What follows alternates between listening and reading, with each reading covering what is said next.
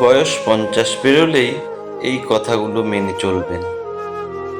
নিজের সারা জীবনের অর্জিত অর্থ এবং ভৌতিক সম্পত্তি নিজের কাছেই রাখবেন। অত্যাধিক আবেগ প্রবণ হয়ে কারোর নামে করে দেওয়ার কথা ভুলেও ভাববেন না। নিজের সন্তানদের এই কথার উপর ভরসা করে থাকবেন না যে বৃদ্ধকালে তারা আপনার সেবা করবে, কারণ সময় বদলানোর সাথে সাথে তাদের প্রাথমিকতাও বদলে যায় এবং কখনো কখনো তারা চাইলেও আপনার জন্য কিছুই করতে পারবে না। শুধুমাত্র সেই সমস্ত মানুষদেরকেই নিজের বন্ধু সার্কেলে রাখবেন যাদের সঙ্গে আপনার জীবনকে প্রসন্ন করে তোলে, অর্থাৎ যারা আপনাকে সত্যিই ভালোবাসে।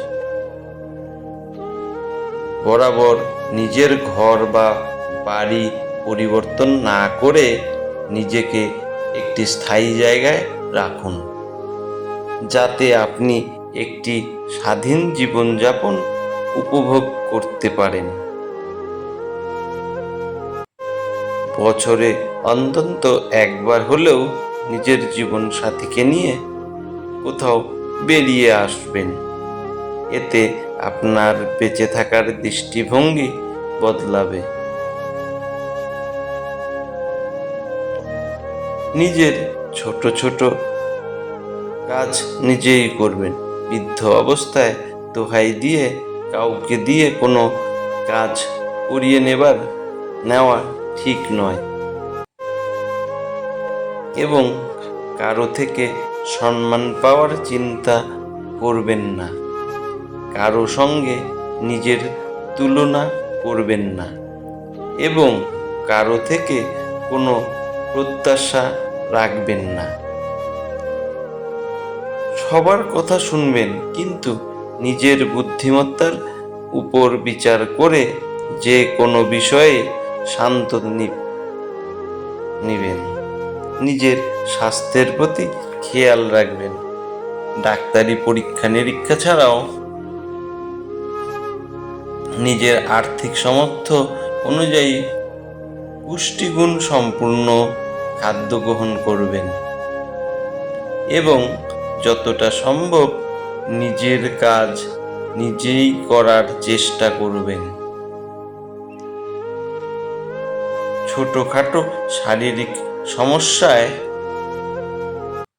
বিচলিত হবেন না, কারণ বয়সের সাথে সাথে এগুলো চলতেই থাকবে। প্রার্থনা করবেন, কিন্তু ভিক্ষা চাইবেন না, এমনকি ঈশ্বরের কাছেও না। যদি ঈশ্বরের কাছে কিছু চাইতেই হয়, তাহলে শুধু চাইবেন ক্ষমা এবং সাহস। নিজের জীবনকে আনন্দের সাথে কাটানোর চেষ্টা করবেন। মনে প্রশ্ন রাখবেন এবং পরিবার সকলকে আনন্দ দেওয়ার চেষ্টা করবেন। যে কোনো খারাপ পরিস্থিতিতে ভেঙে না পড়ে তার সমাধান খোঁজার চেষ্টা করবেন এবং মানসিক চাপমুক্ত কিভাবে জীবন কাটাবেন। জীবনে স্থায়ী বলে কিছু হয় না, নিজের চিন্তাধারাও নয়, এই কথাটা বিশ্বাস রাখবেন। নিজের সামাজিক দায়িত্বগুলির রিটায়ারমেন্ট এর মধ্যে পূরণ করুন। মনে রাখবেন, যতক্ষণ না আপনি নিজের জন্য বাঁচা শুরু করেছেন, ততদিন আপনি নিজেদের সন্তানদের কোনো বিষয়ে নাক গলাবেন না। তাদেরকে তাদের মতো করে বাঁচতে দিন এবং আপনি আপনার মতো বাঁচুন। ভিডিওটি ভালো লেগে থাকলে লাইক, কমেন্ট এবং শেয়ার করতে ভুলবেন না। ধন্যবাদ।